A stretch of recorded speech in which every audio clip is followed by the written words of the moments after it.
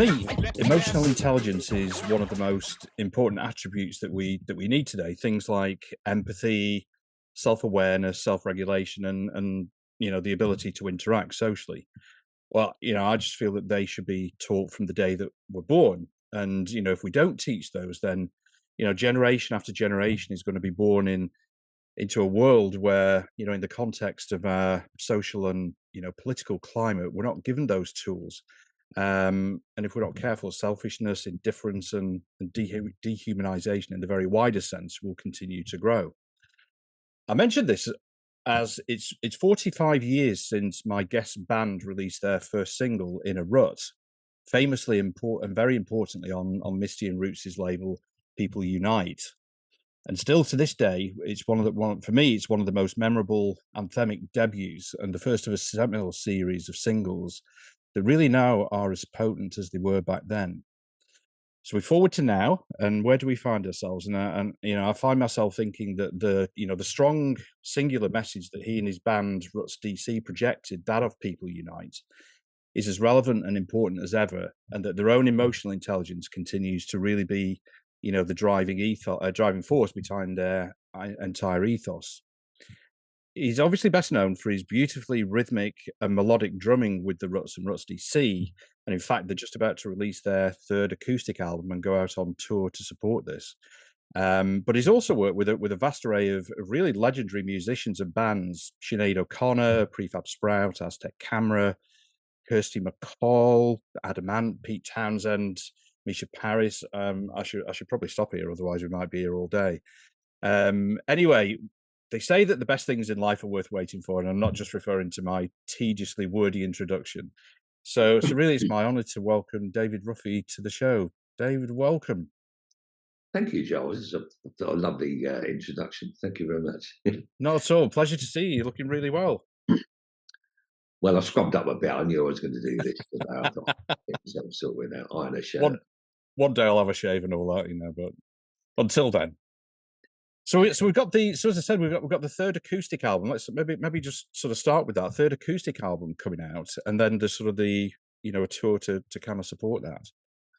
Yeah, well, we got our manager said, look, we're doing why don't we do another one? I thought, Segs and I both thought, bloody hell, what we're going to be, we haven't got that, we haven't released that many records. We've been more prolific since we reformed. But anyway, so we got together. We in this very room. In fact, we had a couple of days rehearsal, Lee and Segs and I. And it's nice. I moved out of London a couple of years ago, and I'm in the countryside now in East Sussex. And it's really not. You can't see it, but I've got beautiful views, and it is nice, and it's good on the head. So anyway, it's a great place to rehearse, especially acoustic music. And so we did a couple of days here. Set up a little kit with brushes, just a very small kit. The boys, and we set up like we were in a rehearsal studio, but very quietly. So we've got a couple of little amps. And this time, and we've done a couple of albums like this. We're very, very happy with them. But this one, I don't know. We seem to hit a new place with this, and the songs were coming together easy, and there was not much conflict. And when there was, it was okay, and someone could leave a room, come back. And so we were all taking turns. So if Segs and Lee were working, I'd walk back, maybe make a cup of tea, sit in a chair over there and just listen to what they were doing and throw in some ideas. So it was very like that, really constructive. Lee's just bought, just about a year ago, he bought a couple of new beautiful acoustic guitars. And that's made a big difference as well. And more importantly, Segs, who's gone through quite a lot in the last year or two, but he's kind of found a new voice somehow. And it's so we did a couple of days rehearsal. We went through old tunes, and he's got a new song that he didn't really want to put on this, but I heard it and I said, I think it'd be really good. I said, I see it being big and noisy, and I said, well, we can do that after, but why don't we? It'd be good to give someone a brand new song on an acoustic, because they're all like broken down versions of songs that people know. And this one's getting quite obscure. It's got a track called Secret Soldiers that we only ever recorded for a Peel session, or they did on Grin and Bear It, I think. But so and we did it, and we worked it, and so it was really nice. So working on a new song together, and I was really concentrating on, without even playing. I was concentrating on the groove the boys had, and when they Yeah, got, so that, and they got a thing where the two guitars were kind of intertwining. I yeah, said, that's it, and that's where we are. And all the playing is really quite simple. It's really nice, but it's a great. They've all got a nice pocket, got a nice groove, you know. mm, Anyway, so we then went to the studio where we normally record the acoustic, which is in probably still where I used to live in South London. Um, and it's owned by a guy called Pat Collier. A lot of bands work there. It's a great studio. Rare thing. It's a big studio, lots of different rooms so you can have separation. And they record a lot of bands there, which is a bit of a lost art in a lot of studios there. yeah. So we booked some time there. And Pat has not been very well. So he said, look, I'm not going to be able to do this session. So we got an engineer in called Jessica Cochran, and Irish origins, but English. Mm, mm, English. Fantastic engineer. I mean, we've always got on great with Pat. He's been doing it a long time, but she brought something and she was so attentive. She was so on the money. It was just like the enthusiasm of a young tape bot who really wanted to, back in the day, you know, I'm really going yeah, to do it. And when they were trained up, you know, how to tie cables, and you had to know where you were on the tape. Go back to the chorus. If you know where it was, yeah, you're in big trouble. But anyway, so it was reminded me of that. And so we went in, and so instead of thinking, oh well, I hope this is right, we'll go and have a listen in a minute. We realised fairly quickly that with her on board with us, it's like she was kind of watching our backs, and and we just felt really comfortable with her. So if she's it's not quite up to it, or we'd do a couple of takes and we'd listen back, and she'd say, and she'd be right on it. Well, yeah, that one, and what, you know, that. But so it was really good having her. So it left us able to just get into it, you know, mm, and all playing together. So this one, we're all Segs and I especially. We produce quite a lot of records. We're quite checked up. yeah, And we've always made certainly Music Must Destroy was really a modern digital record. It was recorded, you know, and digital. We recorded live, but mm, with real performances. Quite a lot of technical stuff and drum replacement, and really to make it sound like a modern record, because we didn't want to just be a retro band, which was the right thing with that record. yeah. But this one, we just don't, you know. Well, I don't know. Me personally, I was really inspired by the Beatles Get Back film the other Yeah, year. Just not that it wasn't a great pick, but it was great just watching. What I got from it was that, God, they just like these people sitting around playing together, and there's no mystery. They kind of as they go along, and it's waltz and all, and so I find that really it was a great. It was like God's mm, arm going over his shoulder, saying it's okay to just do that. And so that's kind of what we've done. So with this one, there's hardly any digital effects or any. There's no kind of get cut and paste in and copy. mm, Minimal overdubs, and what you've got is really like performance, and it's yeah. great. And to me, it sounds. I don't know how can I put it. It doesn't sound like a band trying to do a particular thing. It sounds like the real thing. It sounds like I, not to blow our own trumpet, but no, no, so we've reached this point. We've been doing that a long time. You know what I mean? yeah. And if we're still doing it, you can't be still doing it if you sort of limp. I mean, I do limp along, but you know, you've got to have enthusiasm. You've got to have Cheers. some creative thing. So yeah, so we've done this third album. Bound in Blood came out great, and I'm really thrilled with it. We've Yeah, done the art differently as well. We've tried to, we always sometimes we let other people do it, but mm, essentially Segs and I, but we've always tried to make the art a part of the visual and the audio and everything else. But yeah, yeah. so I love the album. I Electric. know when you, I know when you sent it to me, and I first listened to it, you know, a few weeks ago. As I said, we're recording this, you know, probably a couple of weeks before it comes out. It was I thought it was the. I mean, I don't always like to sort of compare things, but there was something. Yeah, you're right. There was something different about it you know, in the you know, some of the older songs with some of the, you know, new one that Segs has written, and there was something different about it, and I really take your point on the production with, you know, with Jessica. I think before I started doing this podcast and sort of really thinking about, um, you know, how people get on with each other and you know the way that they treat each other, you know, about the you know the sort of thing about emotional intelligence. I kind of thought of a you know so I didn't really think of the relationship in the studio between the producer, the engineer, and the band, and that kind of chemistry that really needs to kind of happen, you know, to get the best out of for you to get the best out of each other.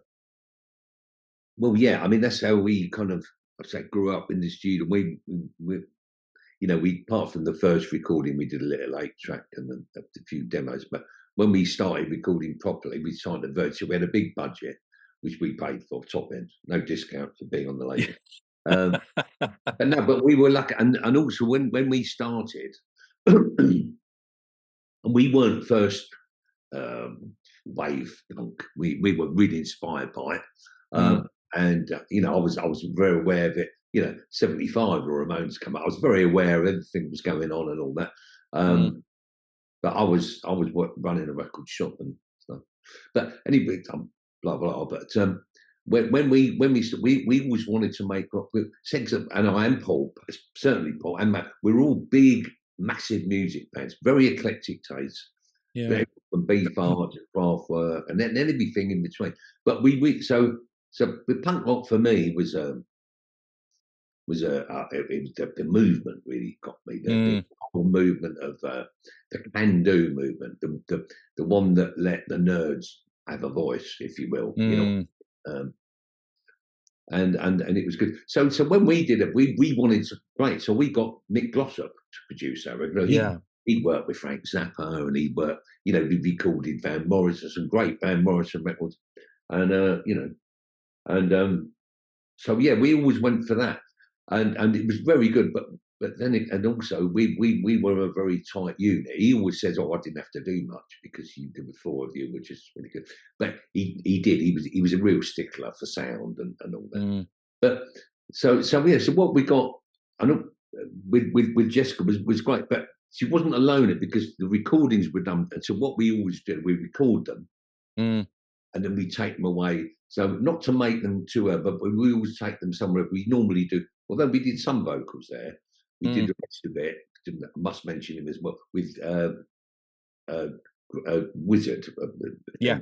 called was Greg anyway. Mm, And in Brixton, we worked with him a lot, and he really understands us. And he's great to do vocals with because he never says he never blows smoke up your arse and tells you how yeah. much. I mean, he says, "Oh, you do," Yeah. and it's a small studio. He does a hell of a lot of. So he's right in Brixton. We've been in there with some of the Brixton, what we call the generals, the guy who do toasting and rapping, Mm, and it's a real buzz place, and it's real mixed up cultures mm, and different music, and he'll do different things. And Wizard, Greg Fleming, his name is Greg mm, Wizard. He's also a DJ. He does these kind of breakbeat, you know, big, I mm, don't know what to call it. It was house when I was going clubbing, but yeah. it's kind of, you know, techno-y kind of Yeah. breakbeat. And he goes around the world and he Wow. does his set, you know, and he's got great ears and he's mad for audio.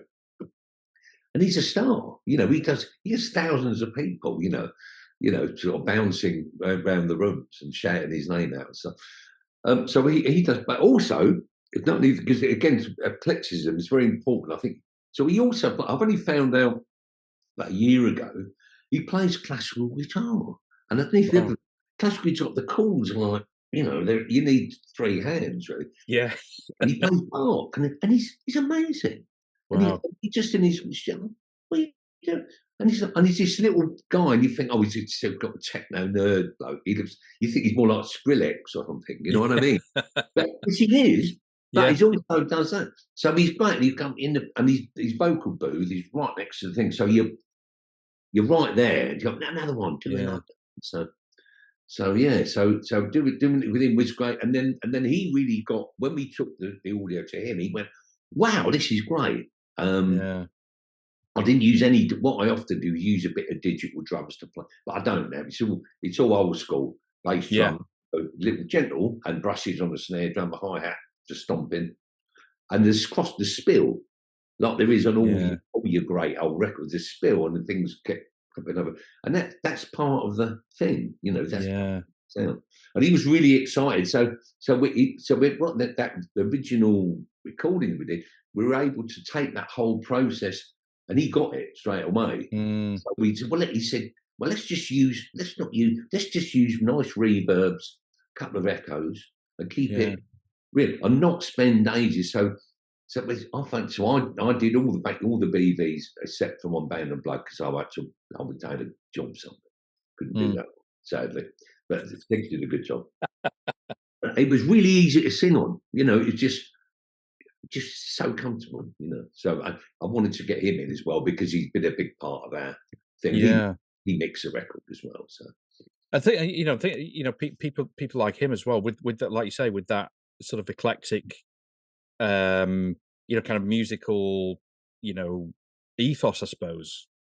When kind of, being involved with people like them that give you ideas as well. I mean, that's what you've always been about, though, isn't it? Sort of since day one. well, the thing is, I mean, I've got to the age now where I am officially an old fart. But I don't want to. I don't want to behave like I may be. I'm a bit grumpy. I've got aches and pains. We're not talking about that. But nonetheless, to be still doing stuff, doing in any creative process and doing stuff Mm. and getting off on it. I mean, and we decided a few years ago. I mean, we've always tried to do stuff for the people, but when we make records now, we kind of make records for ourselves, really, because Yeah. we've got to do what we think is good, Mm. and hopefully, and not usually, other people agree and that. Oh, I really like what you're doing, and that's all you can do. Yeah. So although we try and be aware of things, but we don't really ever. We don't say, oh, let's do something like that. Obviously, we get like anyone, you get influenced by everything. Yeah. But no, so we've always tried to work with people who are. I don't want to. I remember in punk rock days, in the 70s and the 80s, and even tonight, you'd meet old bands on the road sometimes, Mm. and they'd be the old like Dinosaur, the old rock bands. I'm not mentioning it, and you meet them, and some of the guys who like the Sidemen were really damaged because they've been in this world suddenly. They're not the Wow. and they're drinking and drugging and doing that, and they're a complete mess. And you meet them, and there are a lot of punk rockers gone that way as well. It's not just the old guy. There wasn't it ain't that different really. People, Yeah. but no. So I've always really. I don't want to be that. I mean, I can be a real grumpy bastard, as people who work with me. But I'm really optimistic when it comes to music and really positive about that. So So you were you were born in York. mhm. What was, I mean, thinking about, your, I've sort of been thinking a lot as I've been doing this sort of podcast about, um, what sort of made me who I am now, my kind of formative influences, those things that sort of stay with you from, from your childhood, whether it be music or whether it be, something good or really, bad that sort of happened to you, those things that sort of stay with you. What sort of sticks out for you? Oh, well, well, my mother was murdered when I was 7, so that's why I went and left York. So it's a bit sorry to drop that in like a No, no, bombshell. no, no. Obviously, that was so I was really into music with my mum. She Yeah. was divorced from my dad when I was young, so I was a single parent, and we lived together. And she worked as well. She'd been in the army. She met my dad when she was in the army at York Mm. Barracks. She'd drive trucks, motorcycles, and sidecars and things. Yeah. She was gorgeous as well, my mum. But Yeah. so she was 27 when she was killed. Wow. So we lived together, but there was always a lot of music in the house. It was 50. I was born in 52, so Mm. with TV was still. I think my granny had a TV in London when I think they had one of those little sets. Yeah. But so there was a lot of music in there. So, but mostly a little bit of popular music, but they make Mm. mostly goons. Yeah. Harry I'm all Seacombe about and all that. Christmas. Ying Chong Song, yeah, Harry Yeah. Seacombe, Sellers, Spike Milligan, and Elvis Presley, a couple of Elvis Presley 78, so massive. I mean, I love. I mean, you couldn't, that voice, that lovely velvet Yeah, voice, yeah. just like, wow, you know. But I remember, but mostly, you know, a lot of classical music on all that. Mm. There were only two stations. Was the Light Program and the Home Service, I think they were called. Yeah.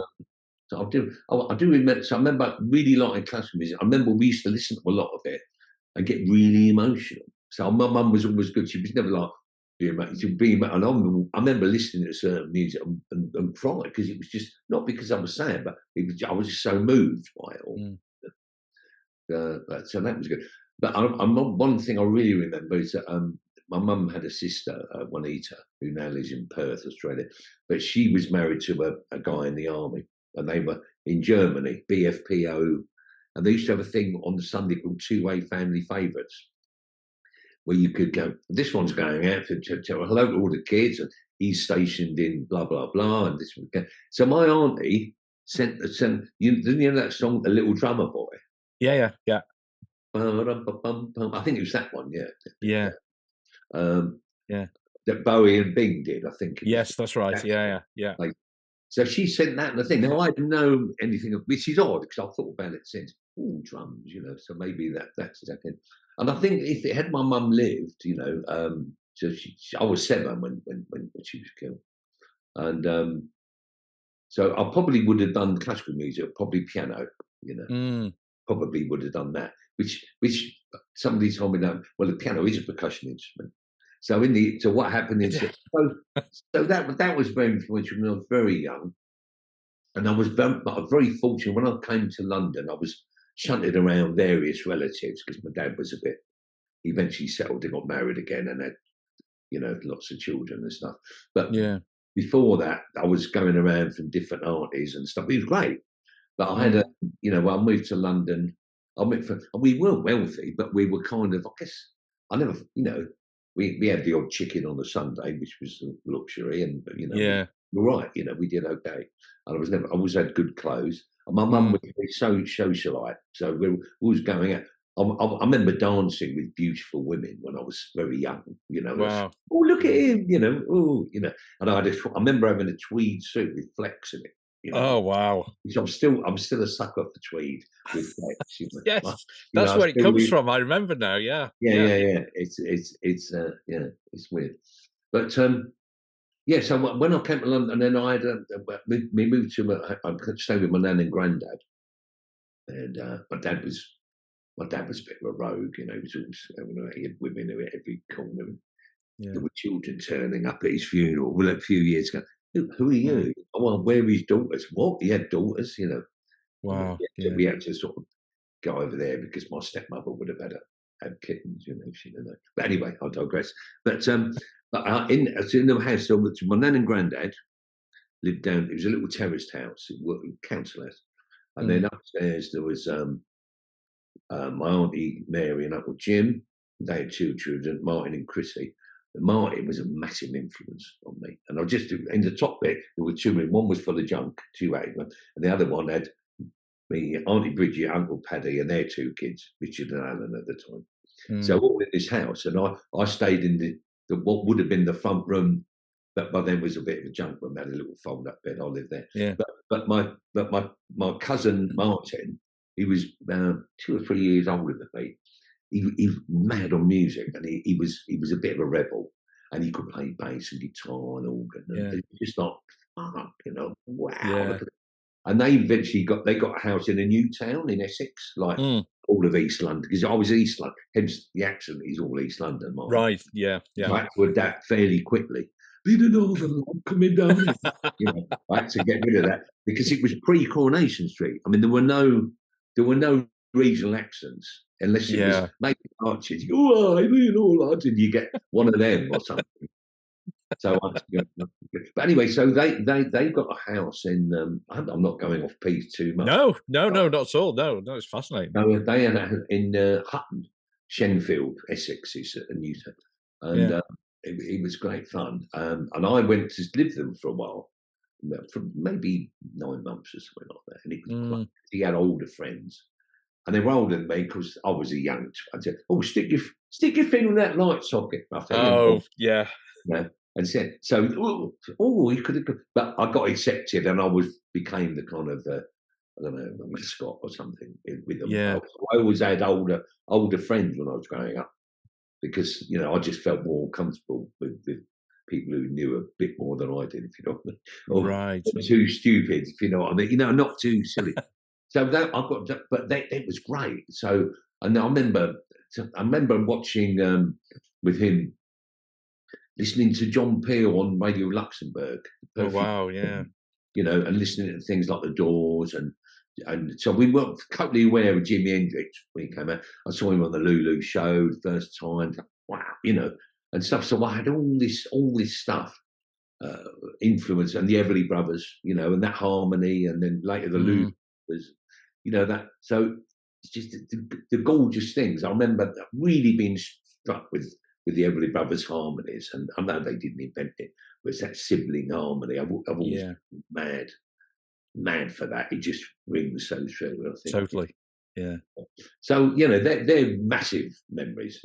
I've got loads more, but I could be here all day. Yeah, no, sure, and the so that it was kind of like the sort of the older kids that you kind of gravitated towards, you sort of felt comfortable with. Did that go through into the sort of the as you sort of got older, into the going out into the clubs and so forth? Was that sort of happening as well? Well, what happened with that? I felt better with that, and then as I'll just do a little bit more. So as my dad got married again, and they had 6 children in 6 years, and he was a gambling philanderer, so we had no money. So I had to really help bring the kids up a lot. I used to have to steal food because we had nothing. You know what I mean? Look at all money. Bugger all. Yeah. And I was also a practicing altar. I was head altar boy as well in a Catholic.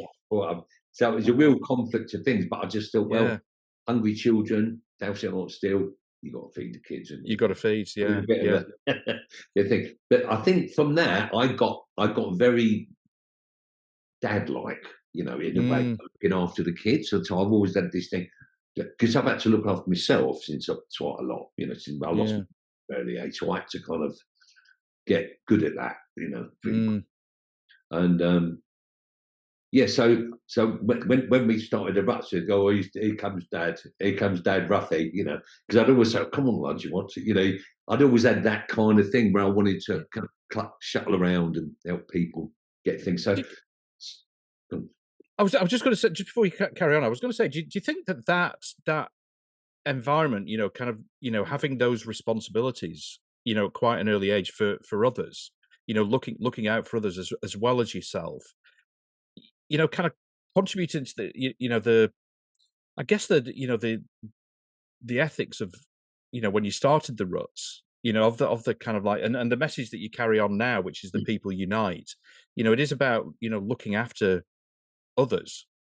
Do you think that upbringing sort of contributed to that? Yeah, well, I've always sort of thought, because I had a pretty sort of twisted life. So I've looked at it like when I started in the Ruts, that's where my childhood sort of restarted, if you will. Restarted, because I kind of had to put it on hold for a long time. But what I would say is that my mother, she really gave me, because I could have gone any which way, you know what I mean? I knew a lot of bad boys, a lot of criminals, a lot of this and that. But I think she gave me a really, really good. I knew instinctively that I had a moral compass, Yeah. I lost her at 7, but I'd already had that. And also, she spent a lot of time, I could read and write at the age of 4. My mum taught me, herself. She was a very progressive person like that. Yeah.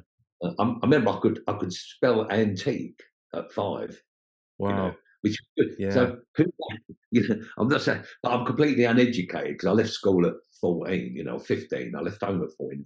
So I'm uneducated, but I've had a great education. But I'm not stupid, if you know what I mean. I had a really good thing, So, yeah. So I think that maybe you're right, but she did teach me what's right and wrong. And I always found when I was at school, it was pretty tricky because I had to do so much for my stepmother. So I wasn't at school a lot because I had to do so much. And she was kind of OCD as well. So if I did agree to help some housework, it was never done. You know what I mean? Sweep that all carpet. You know, 3 a.m. No, still not clean. You Still know, not clean. man, Yeah. I'm not going to go there. Yeah. But so yeah, so I digress there.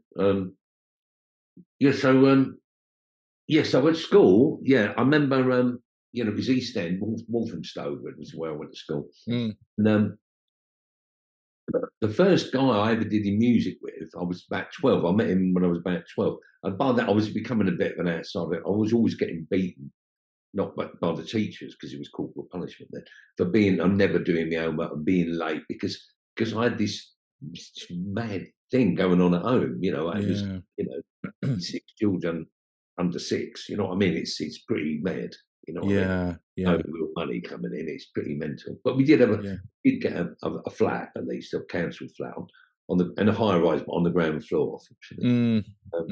But so at the age of 12, I was become, because no one understood. There was no sort of social care. You couldn't say, "Well, my mother's got mental issues," or you know, "I've got the," because you know, just everyone thought we were 2.5 children with happy families, didn't they? Oh, it seemed like that to me. So yes, I met a guy. My first guy I ever did music with was called, who was black. See, Angel, his name, but his name was Peter, and he was in my school. He was from Dominica, the island of, not the Dominican Republic, and he was cool, and he looked like Jimmy. He was very, very light skinned. Right? Peter Andrew. He's changed his name to Angel, and he's still a good friend now. In fact, I've got a little bolt hole in Portugal, and he lives in a bit of that. He's got his own front door. Okay. But we're still good friends with him. Yeah. He was not only because he was from a, you know, his little village called Salisbury, you know, a bit of a ghetto village. So, and he was really gentle, really nice. But if the shit hit, he was really hard. No, not right. hard like some. They were, you know, it's proper tough. You know what I mean? Yeah. Well, he wasn't like that at all. But if he got too much relationship, he sees himself as black, white, whatever. But if people go there, he gives them sort of 3 warnings. Anyway, he had this massive interest in music, and I did too. So we kind of adopted each other a bit. Because by then I thought I'd stop wearing uniform. I thought you can just keep paying me if you want, but I'm going to do it. So I was going in double denim, you know, in the school. Brilliant. A fashion faux pas. I still carry on to this day. And you're a fashion leader. He was a good mate. So I'm 13. So I've started. You know, things were getting a bit possible at home. So we started hanging out together, and we started doing music and going out to gigs. So I'll be going out at the age of 13, 14. I'll be going out 3-4 nights a week. And by then I had a job in the market, Walthamstow Market, on a Saturday, and then also setting up the stalls in the morning really early. So I had a bit of money, not a lot of money, but a little bit of money. And you know, you could go on the underground, jump the fair and all that, and go. So we'd go, you know, the arts laboratory. If we missed the last train, we'd go to the arts lab, and we were cool with it because black and white kids were dressed quite well. Come on in, you know, crash on the floor, and so we had a real history. We'd go out every night, and we watched. Well, I saw they had a band called Free. They gave them a gig support opening up on a Wednesday for 2 months at the Marquee. So I saw Free about 8 times in 1960, 67, 16. I saw Peter Green with John Mayall. I saw Eric Clapton with John Mayall, Blues Breaker. I sort of bunked, I was smoothed in. But I could always blag it, you know, fairly confident. But I saw Led Zeppelin in 68 at the Marquee. New Yardbirds, in brackets, Led Zeppelin. They'd hadn't done a gig. They'd done a couple warm-up gigs in Denmark. That was awesome. And funny enough, Angel was there. Angel Andrew was there. Paul Fox was there. But anyway, I digress. So within this, so I was good friends. So I got to know some of the black men. I always liked ska and reggae. I used to buy 2 beat records in Petticoat Lane. When I Yeah. wear a red guardsman's jacket with an iron cross, big mistake, Jewish, with Jewish stallholders, but you were kids, Yeah. you don't know these Didn't things. It know. looks Yeah. really good, the iron cross. What are you talking about?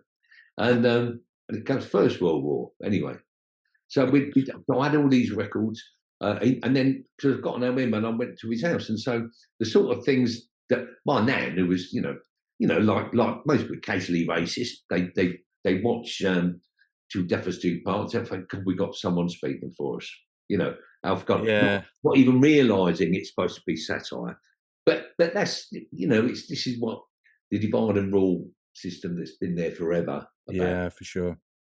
Doesn't make them really evil; they're just ignorant to it, really. Yeah. But Yeah. anyway, so I thought this is weird, and I really, I looked at us and them with the Jewish community and my community, and I thought, oh, that's weird. And then of course, Angel would come to mind, and there'd be black fella coming around here. And I'll go to his house and be the same. He's much, oh, Mm. you're about when that white boy's going to get you in trouble and that. But his dad was never. His mum was a bit of a snob. But not only that, they had their own house, which I didn't want to have their own house because they couldn't fucking rent anything because no dog. Yeah. So what they did, he worked he worked all the hours you could. In fact, when he bought his house, Angel said, my dad couldn't write, so he put an X and I had to go and sign it for him. Right. He worked really hard, and they worked, and they both did, and they bought their own house in Leytonstone. It was like, I didn't know anyone who had their own. It was an end of terrace thing. Yeah. And so we'd hang out, he'd have been, and we'd crash at his house, We shared the same bed when we were 13, 14. Sometimes with girlfriends as well. But we were young and silly. But so I realised that, and then I saw in West Indian culture, and I used to go. So we used to go to blues dances, and we'd go, and I was still serving, and he was. So we'd serve the mass, and then I used to get right oity about the Irish fellas at the back just waiting to go to the pub. I'd be like, "This is really terrible," And then all the black guys when they're watching, they'd all go off, not to the pub, but they go off to play dominoes and and smoke. And there wasn't much grass, but they'd be smoking resin, black. Yeah. Resin. So I used to go out, and then we got into going to blues dances, and I'd turn up with, "Oh, have you heard these blues records? They're really good." And of course, and it was fantastic. And what I really remember about those times was that, because being born up as a British lad, and the end, people go to the pub and get a bit pissed and then get a bit leery and the knees are around or whatever it is. Of course, in West Indian dances, it's like the music's up. It's a party, so let's get all the furniture. Let's get massive speakers in every room. Have a bar. It'd be like a rent party, I guess. Bar full of beer, a few in with ice, and millions of beers. I've never seen so much beer. And good vibe. And then, of course, the music's on and it's pumping. I mean, the speakers in every room, so it's you ain't going to go to the quiet room. There was no chill out. But what was great is that aunties, grannies, and everyone's getting down. It's not like, really sexy. And there wasn't sexy dancing. There was jiving, and there was Latin dancing, which was fairly dramatic. But in Britain, you didn't see that, and it was just like everyone was like, wow, this is a celebration of all things, and it's not limited by any. So that was a right brilliant. And I watched the first wave of ska and rock steady before it was even called reggae, and it crossed over to working class white parties, and you'd get people, and it was really, really good. It was it was liberating because and so with Angel we'd go to like the Roaring Twenties in Carnaby Street, which if I'd have gone on my own, it would have been scary. So I'm going on about the black and white thing still. So eventually, he had a couple of bands. He was in a band, and he used to go. So I used to see them a bit, and he had a cousin called Doc who played this band. They were called the Star Keys, as in the Bar Keys, the Marquees, with the KYs at the end. Yeah. Or the Black Keys, as you could even say these days. Anyway, and they were called the Star Keys, and it was reggae and soul. It wasn't reggae; it was rock steady stuff.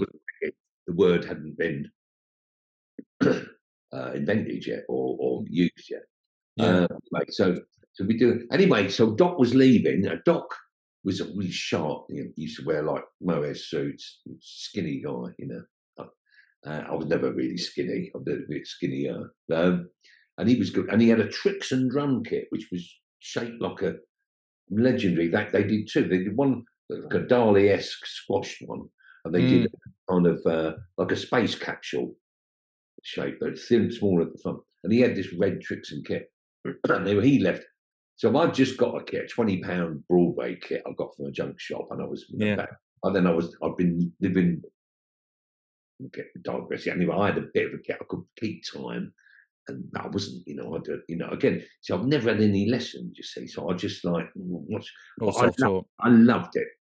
Yeah, you go in a drum shop, and it'd be like, you get guys going single stroke rolls, and yeah, what do you want? And you'd just be, like, I want to be able to do that. Yeah, well, no, yeah. So anyway, I remember going. You used to go to the shops all the time because Angel played guitar by then. He had a Telecaster on it, and you go into the drum shop. And I thought, yeah, I'm going to have a go. But I learned the intro of the Game of Love. Remember Wayne? You probably don't know it. And it was Wayne Fontana and the Mindbenders. Two of them went on to be in 10cc. Yeah, had a drum intro. They had a drum intro. Etc. etc. Yeah. So I fucking got this. So I went and I sat there and I got yeah, and it was really loud. I thought, yeah, fucking right. And it was like, oh, he's all right. Anyway, I don't guess, but I remember that really strong.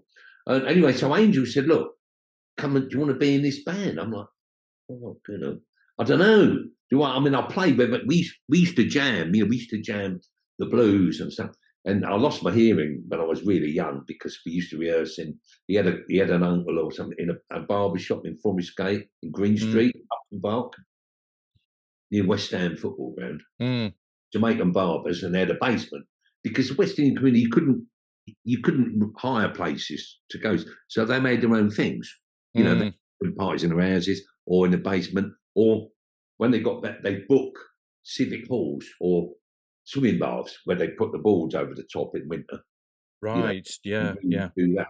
So anyway, so we used to jam, and they had a little stage in this thing, but it was really low thing. So, I've got the kid really loud. It's when you were a kid, it's glorious. Oh, there's noise. And I can't, my ears are going, wee, and it's just amazing, and when you hit something, and I don't mean when you hit something together and you're playing and you suddenly get something, it's just like, oh my God. That feeling, yeah. It's beyond, it's not just me, it's something we're doing together.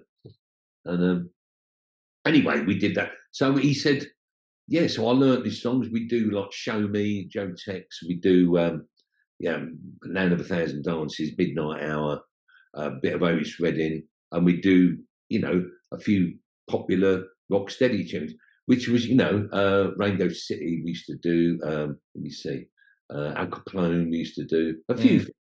And I had a few, I could do a couple of things, but I was a real chance in it. But I've luckily, my dad was my mum was a good, so I had a kind of sense of rhythm. Right, yeah. That's what I've always really liked, the rhythm. I've looked at, I look at Buddy Rich, all power to him, but it's not what I want to do. I like it, it's great. You watch Gene Kruger, for instance. He's obviously probably not as skilled as Buddy Rich, but he's joyful and he's smiling and everyone's dancing. You know what I mean? Yeah. It's that's what I want to do. Gotcha. Anyway, so I did. So the first gig I ever did, I was 14, I think. Wow. And it was Luton Baths. It was Eternal, and they had a manager, the star. I was the only white boy in the band. I was the only white boy in the whole gig. There was a few, I was fucking bricking it, I've got to tell you, because I thought, well, they're going to think I'm complete fake. But luckily, the boys always looked after me, and they was they walked beside me. And I was really little, and they were men. Me and Angel were 14 and 15. I was 14, he was 15. and we were playing with men who were in their late 20s, you know. That's So that's really incredible. what a thing, I'll tell you. And I forget about it. And I forgot, you know, but I've been chatting to Angel about it recently, and he reminded me that the band was run by a guy called Brother, who was the brother of Aloysius Lucky Gordon. You know, Mm, on the yeah. figure there and all that. So and we used to rehearse something in Notting Hill, and Christine and Mandy used to sit in a corner. These exotic, lovely girls, you know, that were Yeah. there. And I thought, oh, fuck yeah, they were there. They used to quite like us. You know, they'd be sitting in the corner, and you'd be like, wow, you know. So it's great, you know. So anyway, and then so it went from there, and then you'd see other black kids at school when they come in. There weren't many black children in the East in them days, the early Mm, mid late 60s, and I remember a couple of kids would come, you know, from various places. They've been deal with from bits of Africa and bits of West Indies and stuff. Um, and then if they're little and they're on their own, they get really bullied. And I thought mm, I've always fucking hated bullies, you know. mm. Um, I've never been particularly a good fighter, but I've always had a good line in jokes. So I used to save my own by making them laugh. You know what I mean? Yeah, yeah. I could run fast in those days as well. But, so when I always used to look out, and I would befriend them, and because I didn't want them to feel that they were completely alone, because I knew what Mm, it felt like, you know.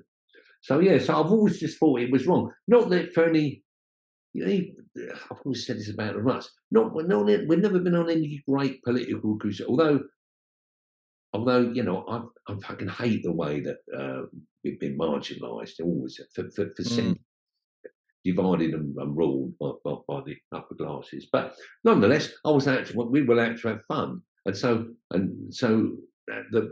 we all of us, the four of us, although we're all quite different, we all had that strong sense of, and I think a lot of it was probably more for me because we realised just how,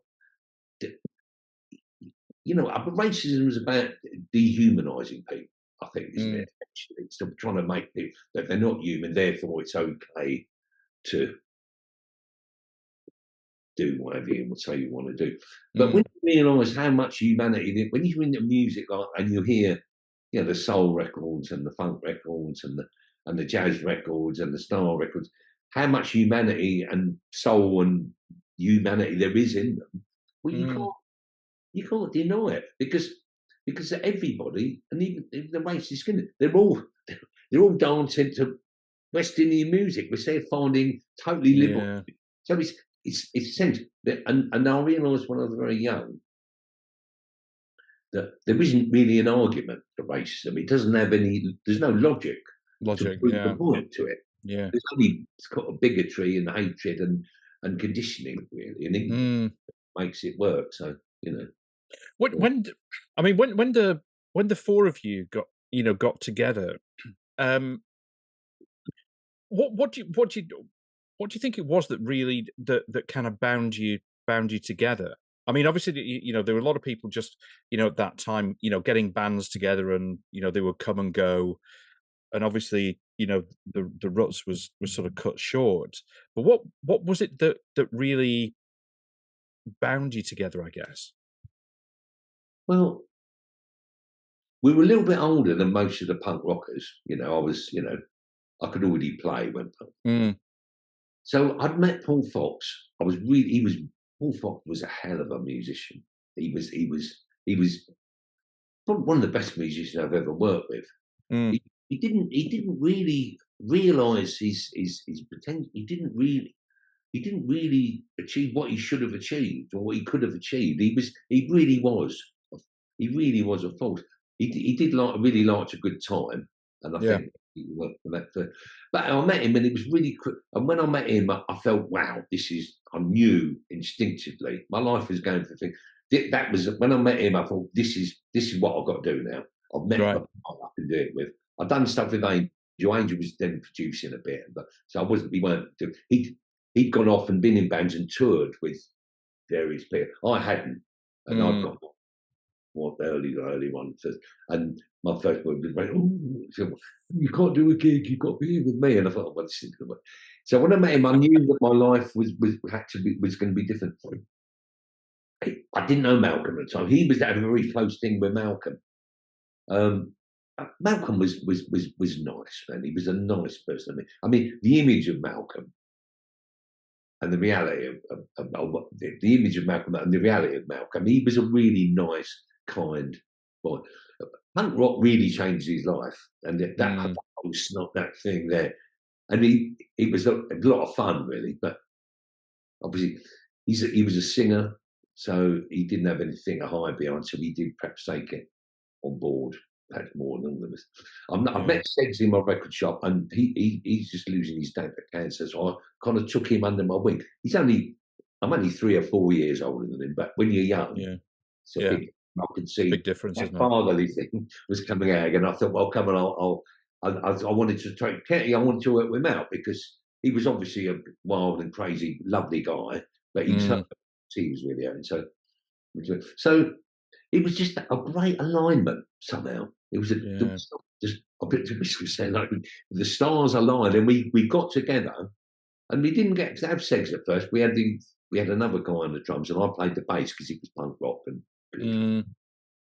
For about 3 weeks, and then the drummer said, "Look, my band, being Fox had been in, but we'd been thrown out because we had the Ruts and we didn't like punk rock. We got thrown. We went to rehearsals, and there was no guitarist and drummer, so we went, okay, well, we know what we got to do then, you know." So we did that. So, and then when we got together, it was just when we got together, I knew it was going to be good. But we had two rehearsals. We had I'm rather ashamed to say it there. A sort of drink and various bits rehearsal, and then a musical rehearsal. And you do because we were young and stupid, early 20s. Loads of whatever we could. Not ever. I didn't know that the boys were in to Malcolm and to a certain extent called what we're in the as we call it. It was strictly, for much it was split. Always, it was a sacrament. The split was a sacrament, really. When I was young, it was like this is part of my daily life, and it probably was till I was about 50. But I haven't done it for over 20 years now. But I've not got good lungs or anything. But no, there was something about the four of us, and when we got together, it was just we would. It was the funniest thing. We had the best, the funniest times, and we had that thing where we're all pretty good looking guys as well, young, And when we were together, and I used to sum a lot, but musically we were great in the sum of our parts, but together we were. When we walked in the room, we were like unstoppable. We were so united. Because People Unite was actually about us as well. Us uniting against, and we funny things then. I remember, people like Chew My Army. So, we're going to get you lot and beat you up. And there were all these little areas of, different bits of London. These boys. And I've never been a fuck, but we were really united. And if someone got into trouble, we were all really there for it. And because we had this sound, so it was a really intense it's only 3 years. 3 years, yeah. BC have been together more than 10 years. We recorded more than they have, but it was kind of manageable. But it was always going to burn out quick because it was just so intense. Malcolm, I never thought was going to be around for very long, really, because he just went to that life so rapidly. So I don't know why. I've never been in a band like that before or since, And I think that when Malcolm died, Paul was there, but the chemistry for the three, it didn't work. It was fighting itself. Much as I love Foxy, as did Seg, but the three characters weren't balanced, and it was just couldn't really agree on anything. And we were grieving, and we were without a rudder really. But I think when Seg and I reformed years later, I think by then we'd go over our grief. It took years for them to do that. And we realised what it is and what we get. So I'm very happy I'm also, because changing our name back in the day to Ruts DC was a compromise I didn't like. That was with Virgin, wasn't it? Compromise with Virgin. But here we are being Ruts. I'm really glad we're Ruts DC. We're Mm. now as Ruts DC, which is kind of cool. We've just stuck with it because we thought, well, we can't be the Ruts without the other two. But we can only, the only people who could be the Ruts is us, because Yeah. we're the only people who know what it is. So it's a strange thing. But no, I've been in some fantastic bands and been some fantastic artists. I've never been in a band that had that. I've been in bands that play great, but I've never been in a band that had that bonding, just completely united uniqueness. Yeah, I think it's, I just find it really interesting how people, sort of come together like that, and just it it's something really special. It just kind of works, and it's like you said, it's that sort of instinct. It's sort of an instinctive feeling when you meet someone, you think that this is right, and then when everything else happens and everybody else comes together, that sort of bond. I mean, it's not surprising to me, listening to what you're saying. It's not surprising that when when Malcolm died, that after that, because that bond was so strong, that take a part out of it, and like you say, the grief has to kind of happen, really. Yeah, and we can't. It's innocent. We kind of lost Malcolm not before he died. Before that, yeah. Although we reunited with him a bit and we loved him, and we did really support each other in the way that counts. I mean, I remember Paul Fox saying, "Oh, you never told me I was any good." But to us, he was the great. We were like, Yeah. he's amazing. I didn't think we had to, Paul, but but we were really cross with Malcolm for because this was my shot of getting out of the ghetto. You know what I mean? I mean, getting out of being Yeah. invisible and whatever. I didn't have any skill. I could drum a bit. I didn't have any I didn't have any. Sure, I don't think anything like that. I used to go to art school and hang out with the girls, but I never went to art school. Yeah. You basically didn't have a plan B, and There was no plan B at all, and so we had Yeah. this fantastic thing, but it Mm. was terrible to waste. It was terrible. We did quite a lot of stuff, the three of us, while we were waiting for him to, trying to wait for him to come back. But I thought, we're not going to not do it because of you, because he became a lying junkie, and it was heartbreaking. I don't know if you've had any dealing with it, but you can't believe anything that they say, and it's just, and you love these people, and you listen to them talk, and you go, this is a load of old cobblers, it's just, I can't, what are you doing? And it's heartbreaking when you've, not it's heartbreaking because emotionally you're connected with them, but also you're doing this stuff together. What are you doing? What are you doing? It's not mad, So after you guys split up, I mean, the subsequent work that you did, with those other artists. I mean, was this a, how did that sort of, those collaborations, those working with those people start to come about? Was this an instinctive thing that you, like, going back to what you were saying, that I need to do something, I'm not going to not do music?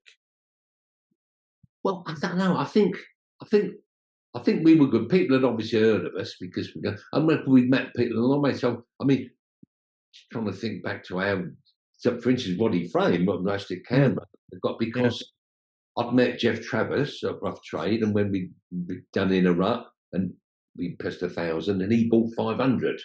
So I met him, and he paid, and I went to Segs. So Segs and I always wanted to be indie. I said, but the music business is on, and he said, it is going. This indie's 50-50 thing looks good. But so that was it. So when that happened, he called me up, and he gave me a few things. He got me. I worked with Vic Goddard. I said, he's giving me Vic Goddard. Do you want to produce him? I got a lot of offers to do that. I got offered to produce. They called Fugazi. I thought, Oh wow! Ruffy, what do you produce? I thought, I don't know about some bloody DC band. No, I don't know. Wow.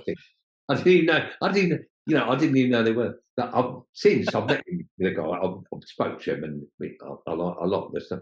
But no, so then Jeff Travers said, "Oh look, I've got this band. the drummers said, he gave me a bit God I think to do, and they were all doing heroin, you know. And they had a young band, and they were all in the snorting it. And I'm like, I lost it. With them. I mean, because you know, Penn's dying up, and they, you know, everyone thinks it's so cool, and you just think, and they're all pinned, and they can't do anything. It's just sludgy. You know, I went nuts. I really, Jeff Trapp said, "This is appalling." But anyway, but then he said, "Look, they need a drum." So I met them, and so I think what happened was we'd made a bit of a name for ourselves, and we cut a date. People noticed, and then we were young, you were good looking, you know. So it was like people, you know, it's quite a small world, really, and the calls just came, and then you meet people. I met people back; they were supporting us at camera. I got on really well with them, and then I got. You know, they've all been like that. I met, you know, I got, I can't remember how I got the job with the Water Boys, but it was something I got. Oh yeah, that's towards the end of the 80s, wasn't it? It's sort of what? Yeah, that was later on. I realised in the 80s, after, you know, it's 82, I think we, Dusty said, enough. Sex went and moved to Paris. He did good. He had a couple of record deals and stuff. Learned to speak French. I mean, really got quite jealous of that. He still speaks great Parisian French. Yeah. So I just began, and I just did loads. And I got loads of sessions. I worked with producers, and they'd like me. Can you come and do this? I was working every week, you know. And I never did any gigs that most drummers do, like doing covers. I never did any of that till years later. You know, I just did original things, and because I had eclectic taste. Didn't have a lot of skills really on the drum. I mean, I could do what I could do well and impressive. But the first writer said, "Oh, the drumming's great," and it is. But that was us for and being encouraged and being allowed and develop. And Segs and I would work with rehearsal. We worked very hard.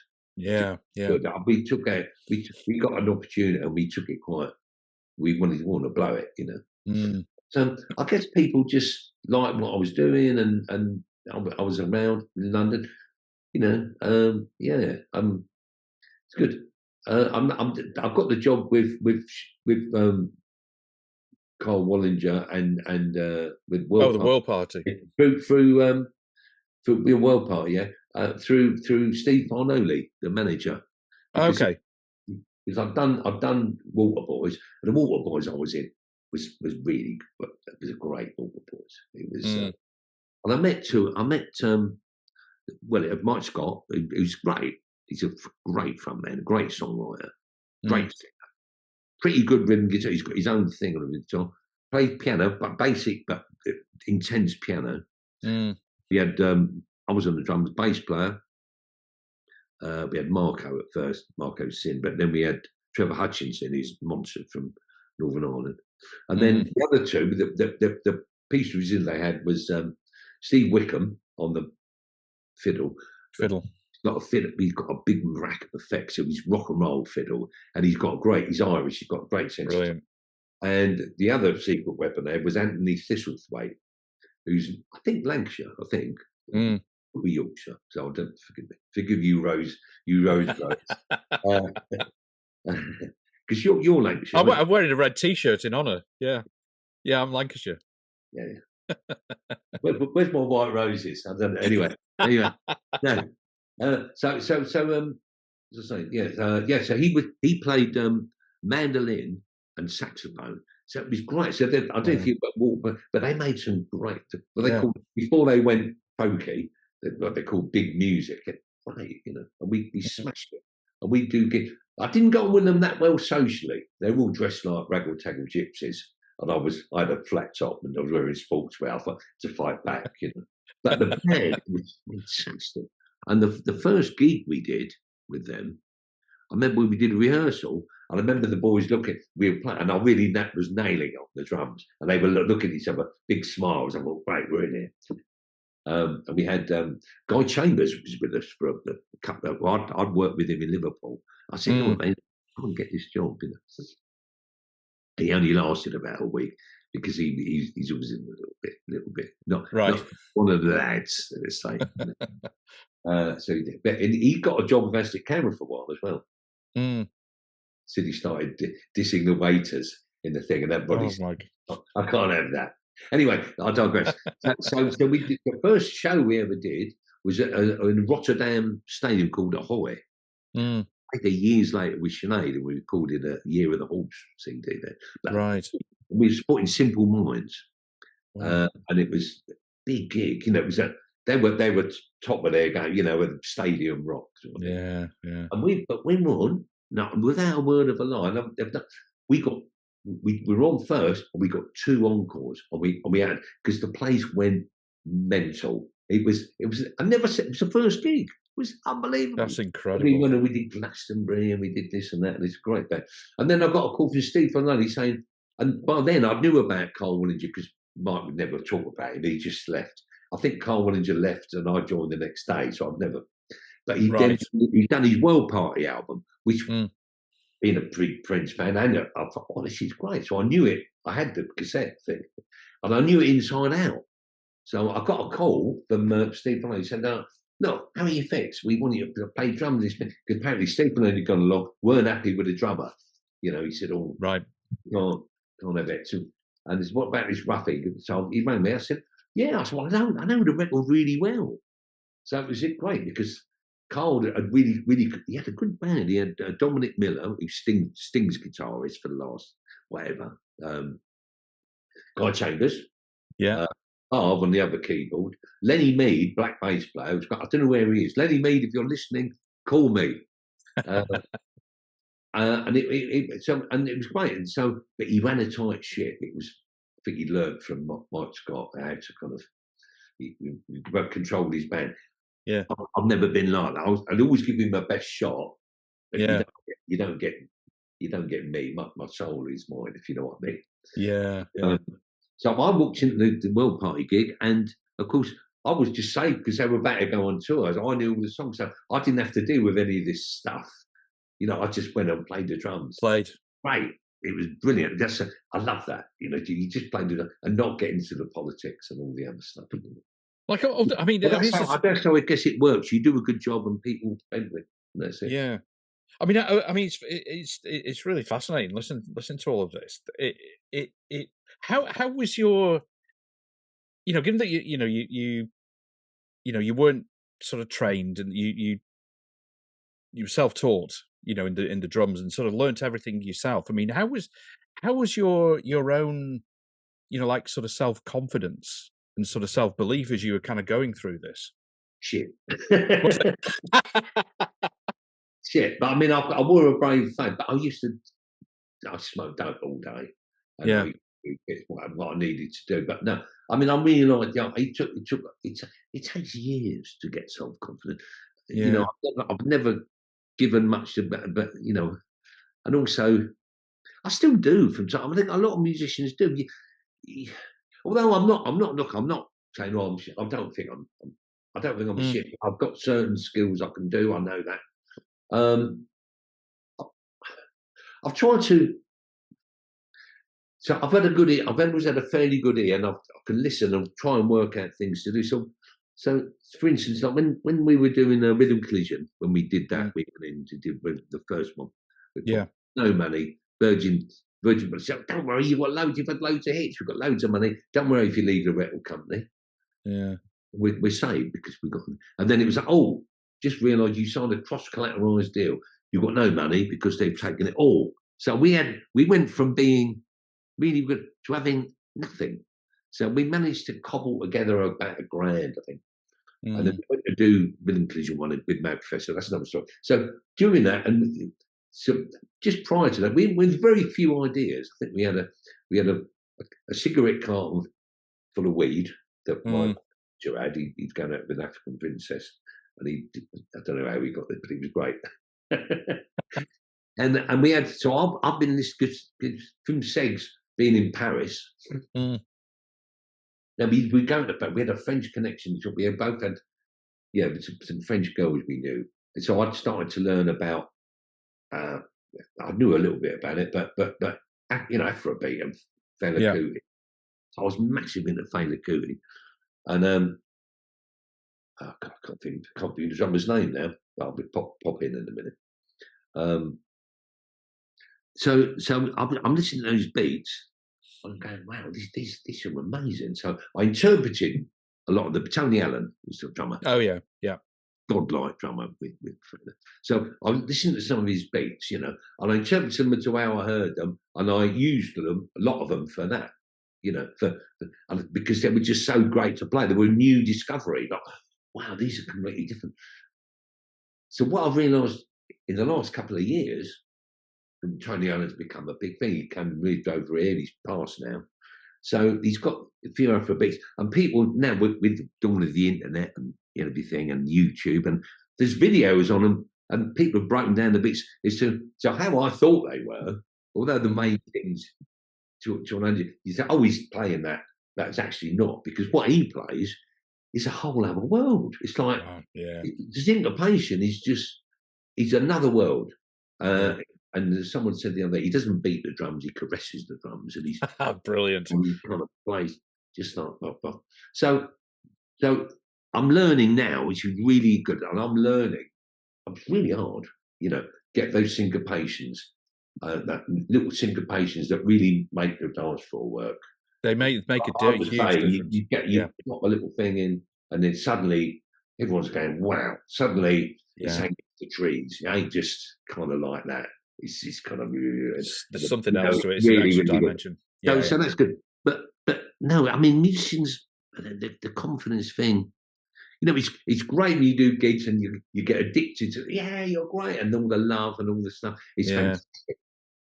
That's really essential for my soul. And it was so hard in lockdown, getting nothing. It was just like all I got was fat in the lockdown. It was just like, miserable. And I'm desperately trying to lead a normal life, and find a newspaper and get a cup of coffee and do it.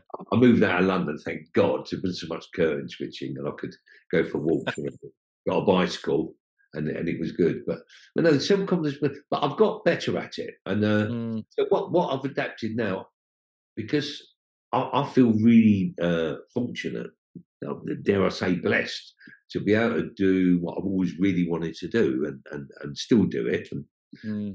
But what I find really difficult now is when to work. I find it really hard working with people who do music who don't give it don't work at it enough. Don't prepare. So if you're learning a set or a song, learn it. Listen. Do the best you can. I really think that's my man. Do the best you can. You don't have. You ain't gonna be as good as Tony Allen or whatever, whoever it is.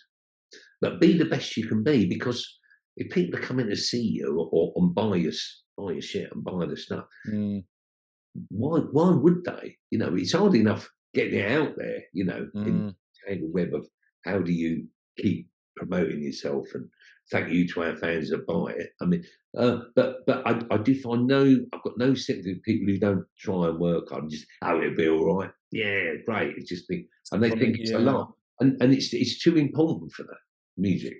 It's funny. I mean, with that, I kind of struggled with I'm much better at it now, but I sort of struggled with always worrying about what other people think about what I've been doing. And what you say there about just that kind of attitude of, well, I'm doing my best. I know that I've practiced and I'm doing my best here. I'm not pissing around. I'm trying to do my best. Kind of helps with that. But it's a hard. I found that a really hard thing to sort of leave behind. Yeah, I mean, one of the a very positive thing about getting older. Again, I'm 72 now. Give a fuck what anyone. You don't care. Yeah. You know what I mean? I really. Yeah. Absolutely. I kind of do. If someone said it affects me, but I mean, really, I don't waste my time thinking, oh, what will he think and what will they think? Because I'm still trying to do a good thing. You know what I mean? Yeah. And I still will. I'm still trying to improve, and I'm still trying to bring a bit of thing in whatever it is. I mean, it's something. You surprised me saying that, because I always thought he was. be confident and not caring what and just getting on with what you do. But there you Well, go. yeah. I mean, I mean, when I was a kid, I was really shy. I was, I've always had this kind of like sort of imposter syndrome. You know, thinking that you know I've done all right for myself. I know that I have, but I can't. I found it hard to sort of shake it loose, and just thought that I was never quite good enough. You know, but you know, I think you know with the shine, I've learned to you learn to deal with things, don't you? You know, like because you kind of have to. But there are some things that I'd rather like sort of situations that I'd rather not be in. Yeah. Like being like for example, like being going into a room where I don't know anybody and sort of having to introduce myself like that I hate that just too. makes me what I just want the world to swallow me You up. can only strike lucky, I think. But I know I feel exactly like that. But sometimes you go, you just try. All right, how's it going? Hello, I'm. Oh, someone's go. Hello, I'm Ruffy. How you Yeah, doing? yeah, And then hopefully break the things, and then maybe you'll talk to someone else, and then yeah. you've got the problem of remembering their names, of course. Because Yeah, you're in the yeah, moment. Oh yeah, we're talking. Blah blah. And the name's gone already because yeah, you. totally, I'm talking. absolutely. I like you very much, but the name. I'm sorry. I'm not rude, but it's gone. But no, I think you. I know what you mean. But you know what you're saying that. It's interesting. Now, because there are people who are educated differently to you and I, who have different sort of fear that convinced that they're part of a they can do anything and anything they do is Mm, okay. But they're yeah, in a different way. You know what I yeah. mean? Or at least when you're unsure of it, you kind of have to work in it a bit. But when Mm, you're supremely confident and that, you know, and you think that what goes with that, without a lot of confidence about public speaking, walking around, blah, blah, blah, blah, blah. But there's also a sense of being better than everyone else, you know, well, to go, yeah. you know. So I don't know. Mm. I think, I think we've done all There's right. there's funny things as well. There's funny things as well. Like you know, when you do something, if you I don't know if you like you say, you know, if you're saying public speaking for just sort of for example, or speaking in front of a group of people or whatever, it, there are sort of small things that I'll I'll sort of remember or sort of hit on and think, oh, I should have done that better. I shouldn't have said that, you know.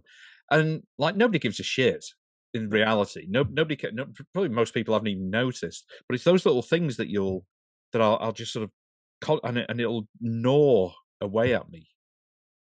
I'm much better at it now. I used to be Yeah, like, yeah. oh, No, you're good because I mean, you know, we've been talking for years. I mean, as you when you the introduction, we've been trying to do this for 3 years, what, 3 or 4 years, probably yeah, a long time. And I've only really met you this last year properly, and Mm, we in Spain, and we've been talking and that, yeah, and it's good. It's good. But I mean, you Peter, because you know, meeting someone in a strange part of Spain and having it takes some doing, you know, not knowing it, but we hit it off great. So you know, yeah. And also, I mean, there is sort of something else about. I mean, you'll sort of clearly know this better than me, but you know about you know when you're out on tour or you're in that sort of situation where there's a you know you're doing things that you love, but you perhaps sort of outside your comfort zone. I know you know when we met in Spain, that was the first time that you toured in Spain, yeah, yeah, so there's a well, bit of unknown, you know, yeah. about, you know, okay, you know, how's it going to go? And then you kind of like, so, you know, you meet up and it's like, okay, then there is you do establish that bond, don't you?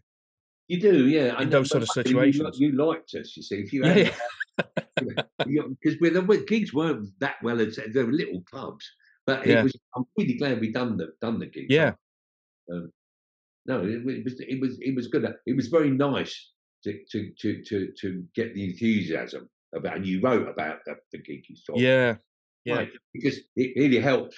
Because you know sometimes you're going to go, what the hell am I doing here? What the hell? yeah. I mean, that's it. It can be hard to kind of keep your sort of motivation going for that. You know, if you, It's you know, I've done lots of shows over here, and I did a show with my wife on Sunday at the Black Deer Festival, mm, and it was okay. The festival it was a bit ramshackle, but it was okay. The gig was all right. yeah, But she had a thing. She got thrown by a few things, and she had a terrible gig. You know, she sang all right and she played guitar all right, but sometimes you just get a gig and you come off the button, even if people really liked it, and there's something in you, you go, this is shit. I shouldn't be. This is Didn't feel it. Yeah. This is all right. Syndrome you talked about, the imposter. Yeah, the imposter syndrome. Yeah. I'm not. And she had that, and she was really upset by a few. Yeah. I said, look, don't worry, but she hasn't done that many gigs, you know. She basically learned. She's had a record deal when she was younger and stuff, but she really learned it properly in lockdown. She's really studied, and you know, the lockdown for all negativity has brought some good things in. Yeah. I said, look, man, you've just had your first, let's call it an imposter syndrome gig, and it probably won't be the last, but you do get them. I still get them sometimes. You know, even though everyone's really liking it, you just don't feel you're there. You just don't feel it. It is just human nature, I think. You can't win it. Do you get nervous before going out on stage? I do, but I don't. I just deal with it. You know, deal with it. I've dealt with it. I probably do get nervous, but I don't appear to be nervous. But yeah. I mean, I am, but I know what I've got to do when I get on, and you know, so I don't respond to being nervous, but I think I am nervous. If you were to do body checks and blood taking, you'd go, you're really nervous. But I don't feel, oh my God, I don't get stage fright. Like that. Yeah. But sometimes you need that anyway, don't you? To as you you do need adrenaline. You do need to be, you know. I mean, the bit before a show is quite important. I think, you know. Something was terrible because everyone just minced on it. It's very important that you just unite before you go on stage and share a moment. I know it, just to connect that you've got everyone's back and they've got yours. Are we okay? Rather than he's off this and they're doing that, and you know. So I think that is important, and you know, when you get that, you know, getting back to that you know, bond that you have, you know, now the three of you together, it is important, like that sort of feeling that it's not we're not just three individuals, we're a unit. Yeah, you know, it is important. So I guess then the talking about that, then you've got the tour coming up as well. Another tour. Yeah. I've got to meet them today. They're in my low car. That guitar. Oh, nice. So we've got the tour coming up. It's the first time we've done an acoustic. So we did a couple of shows in the lockdown to vary. You know, in pub where there was table service and you know people dotted around the room. Yeah. Oh God. Yeah. Everyone needed. You know what I mean? Everyone just needed some kind of normality. So I think we booked 3, but 1 got cancelled because they brought the thing back in. We did 2. The third one, oh no, it's no longer. There was a little window of non, you know, thing. But no. So we started off doing them. So we reformed in 2011. Doing shows. And then. I think the next year they phoned us up at Darren from Rebellion phoned us up. Said, would you play Rebellion? I said, yeah. I said, we could. I said, but we need quite a lot of money to be able to do it because we've got to get together, rehearse, get the keyboard, get up there, and he said, yeah, all right, no problem. He gave us, enough money to do that. I thought, wow, great. So there's a bit of us there. So we did that, and then I think we played it every year. Every year, don't you? Bands don't play every year. We play every year. I don't know why, but they book us every year. And then about 5 years ago, 6 years ago, they said, "Do you want to do a little acoustic show in the bar?" So normally we'd do the big gig will be in the Empress Ballroom or maybe the Opera House or one of the things. And they said there was a little bar and there was a guy running the stage. Like a little column PA, couple of mics.